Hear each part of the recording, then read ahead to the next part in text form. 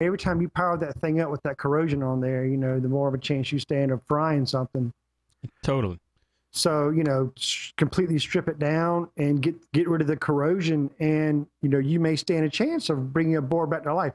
I've done it twice, and I was totally like, yes, you Yeah. know, just Yeah. I was just loving it, you know, because well, heck, you just brought a dead board to life, and all you did was clean it up, you know, Yeah. and but one thing you want to do though is before you deem it stable, man, you got to stress test it and you got to keep it alive, keep it in your shop for several days on, keep testing it, updating it, um, run benchmarks on it, stress it, just stress the p out of it. So because you know this is an unknown thing, you know, with water, what water Right. does to electronics. Right.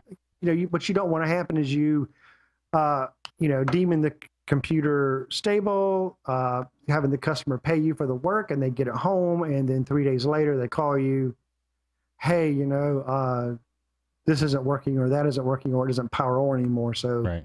you got to be really careful with that. There's no telling what you know. You have to really freaking bench and push the heck out of that machine for several days Totally. before you can deem it stable.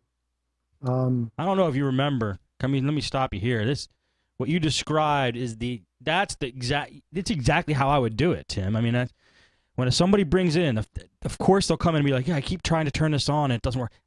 And they have the freaking battery in. You know, it's like when somebody comes in with waterlogged, like you said, first thing, just don't even try. I don't even try to turn it on. I pull the battery out and I do what you did. I strip it down, not just to motherboard level. You just take the whole thing apart, every last piece. You know, like the little daughter boards that connect to the motherboard, everything. I've found corrosion in the most unlikely of places. You know, that like a piece under the hard drive that you would never think. So, and then you have a better system of cleaning it up than I did. Only thing I had on my desk was hand sanitizer. So I was using Purell on a toothbrush for the longest time. And people are like, you know, Purell is not very, it's got like stuff in it that it doesn't really evaporate fully. And I'm like, well, it worked for me. So I was using Purell on a toothbrush. I recommend your method way better. And that's what you do. You scrub it down and you just take every last piece of corrosion you could see off, even the parts that you don't see. You just do the whole board. I do literally exactly like you said, a couple times front and back, no matter what, if there's corrosion on it or not. And then you put it all back together piece by piece, testing it. And you know, more often than not, it's a win. You know, it's like it brings it back to life. You feel like you've revived, like you've performed CPR on a laptop. That's what it feels like. Well, more often than not, I would say probably less than more often. I would say. All right, fine. Not more often than that, but sometimes. Yeah, but those sometimes just feel like huge wins, you know. Yes. And oh, by the way, I'm not shunning, because when the guy told me that his tech up north told him that no, forget it, is shot. You know what? I don't blame him for saying that, and you know, because you can spend a lot of time on this, and nothing will happen. I don't think Podnutzians think like you, and I don't usually refer to listeners like. So but no, it's a good thing. You're right. Most techs would probably say it's shot, and I didn't take anything away from that tech that told that guy that, and I made sure he knew that. You know, I would have said the same thing, but I'm the type of guy that'll go the extra mile and just see if I can bring it back to life, just because I like the thrill of it. Yes. And I have to go back to these sonic baths. Those are really the proper way to do this, not the way I explained it or you did. And I swear I wish I had a link, but they're out there if you Google it. And they use special solution. You can submerge your whole freaking PCB in there, and they use ultrasonic sound waves. So yeah, but do they? I mean, it sounds nifty. You brought yours back to life, but do these sonic baths work? Absolutely. The construction company I used to work for, we had these old Motorola radios in our trucks that got just absolutely grimy. I mean, because the air conditioning in the trucks didn't work. The windows would be left down constantly. The moisture would be like brought in. And these radios, I mean, we're talking 5 or 6 years of these radios staying in one spot in these nasty, filthy trucks. And they would get grime and grit. and then they would just quit working. And so I was in charge of bringing these things into the Motorola place to get them, to see what they can do with them. I thought they would have to be replaced. And the Motorola technician came out and he goes, "Oh yeah, we'll just give these a sonic bath. It'd be good to go." So I left there going, "Sonic bath? What the heck is that?" But when I got it back, I mean, the thing was crystal clear, Really? shiny, beautiful, and they work like a charm. I'm like, Wow. "What is this sonic bath thing?" And I looked it up, and it was like, "Oh wow, you can buy these things." How much are they? They're not bad. They're not bad at all. $150. Okay. Somewhere around that range. Interesting. They come in small sizes to larger sizes. There's some attachments to them that look like freaking deep fried, like fries baskets that you like dip down into, a deep frying pan. Yeah. Like I say, I wasn't really prepared to pimp the sonic bath thing. Okay. I was just really wanting to push the give it a shot with water damaged computers. Don't, you might stand a chance. Awesome. Yeah. Yeah. It's pretty awesome when it works. Oh, real quick on that. I had one that I worked on just to give the opposite. I cleaned it all up and it actually booted just off the motherboard and a screen. And I actually got into the BIOS. I was going, yeah, I got this thing, man. But when I got it all back together, and I like loaded a Linux Live CD, like a Puppy Linux on it. It just acted all funny, just man. sluggish and real weird. It didn't blue screen or like cut off or nothing. So, it was halfway there, but it had already been through. It looked like somebody like Mudbog spun a mud wheel all over the screen, and really? it had been to Afghanistan and back and all this stuff. So most of the time you lose those, but yeah, I had an Iraqi computer that went to Iraq. It wasn't Iraq, and cool. it went to the war in Iraq, and it came back with sand. It had filled with sand and liquid spilled in it, and I couldn't bring that one back to life. Right? Yeah, I hear you on that. All right, man. What else you got? I have. This is something that's probably old news by now, and especially by the time this podcast gets released, everybody will probably know about it. If you don't already, I got to touch on it real quick. It's the hard drive crisis, Steve. You know about the hard drive crisis, right? Yes, I do. Okay. Well, let's see if I can just post a couple of links up here in the chat, and it doesn't look like I can here, actually, from my notes. So, hard drive factory, a major one, flooded. Yeah. And Western now, Digital. Go ahead. What Western Digital plant, and here's one post of it here of the pictures that I have. The Western Digital plant, basically in Thailand, flooded. And so that's creating a huge crisis with hard drives right now. But the big thing about it is everybody says, okay, well, there's always Seagate and Samsung. Well, wait a minute. First of all, I think Seagate bought Samsung, didn't they? I think so. And another thing is all of the parts that Seagate gets for making their hard drives are made in Thailand. And that is also under 10 feet of water.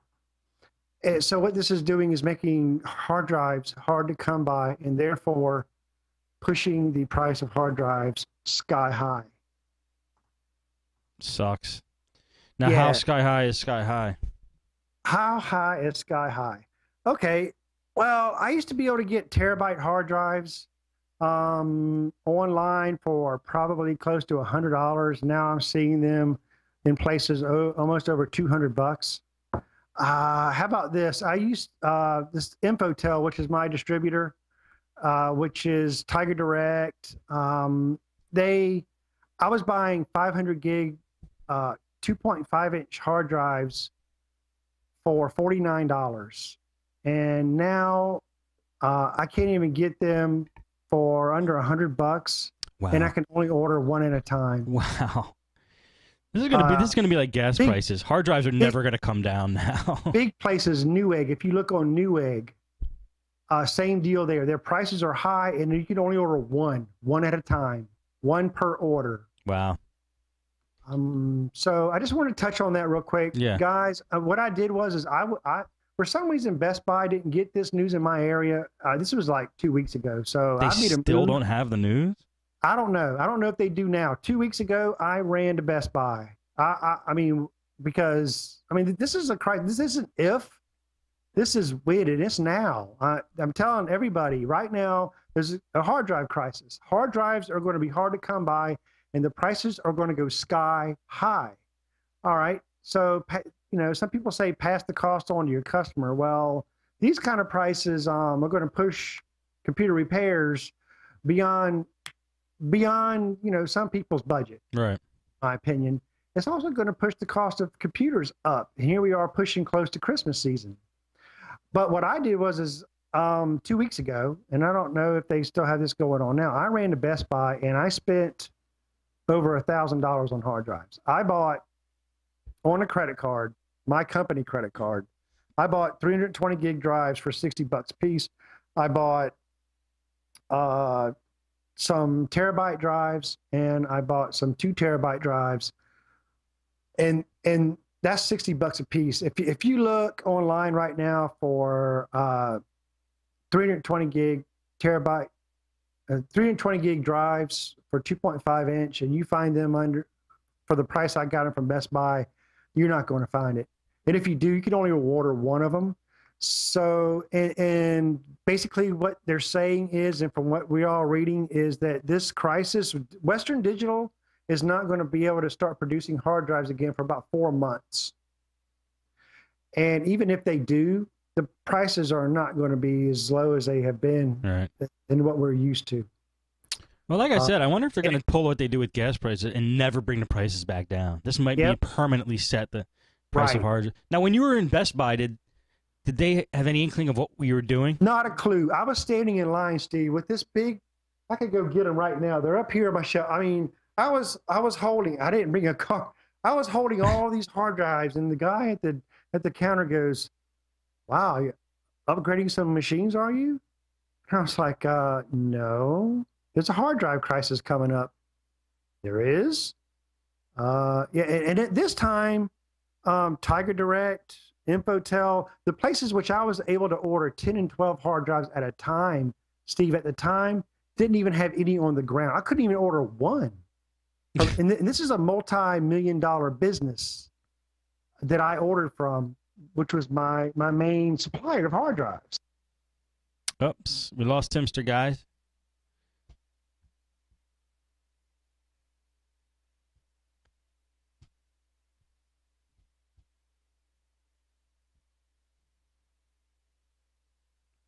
Steve? You back? I'm back. Okay. I don't think that was me. No? Okay. I don't think so. All right. Well, we lost you, and now you're back, and that's all that matters. Okay. Maybe it was. But keep going, because everything's still recording, so we're good. You told them there's a hard... Yeah. So do you think Best Buys still have them? I don't know. I don't know what their prices are now. I know online. Yeah. They're online now. I think they've caught the word, because a lot of them you can go in and try to order, and whenever you click add to cart and you go in, it'll say not available for shipping. I got you. I mean, on almost all hard drives, dude. That's a big deal. Oh, it's a huge deal. Huge deal, man. Now, solid state included? Now, solid state's a different story, but here's the thing. Word is the solid state, they're not capable of producing mass amounts of hard drives like, you know, these other companies are. So the idea of going solid state, you know, it's the same issue. They're not capable of producing mass amounts, so therefore the prices can't come down. You know, there'll still be a demand for those. Yeah, it might be the boost they needed. This might put them kind of on the map. Who knows what's going to happen? It might be. We'd like to think that, but we all know that solid states aren't set up to produce in masses like that. Not the amount of freaking hard drives that Samsung or that Seagate and Western Digital were throwing out. No way. Right. And so that's supply and demand. Obviously, the price is going to just stay high on those, and versus, you know, the amount of storage Could be, you know, maybe USB thumb drives might, you know, come to surface. I don't know. But this is a real problem.